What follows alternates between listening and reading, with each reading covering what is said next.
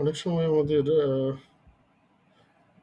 যদি সংখ্যার লেন্থ অনেক বড় হয়, 10 ডিজিট, 11 ডিজিট, 12 ডিজিট এরকম হয়ে থাকে, তাহলে যখনই আমরা নাম্বার পুট করব তখন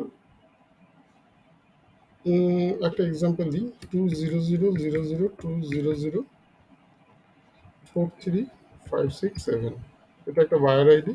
এটাকে যখন আমি পুট করলাম, দিয়ে ইনসার্ট করলে এই ধরনের একটা এরর চলে আসলো, যেটা পুরো ডিজিটটাকে দেখাচ্ছে না। তো দেখানোর জন্যে অনেক ক্ষেত্রেই আমরা কি করি, এই ধরনের নাম্বার লেখার আগে একটা করে কোলন মারি, দিয়ে এন্টার করি। বাট এটা করার এখন আর কোনো দরকার নেই। আমাদের যেটা করতে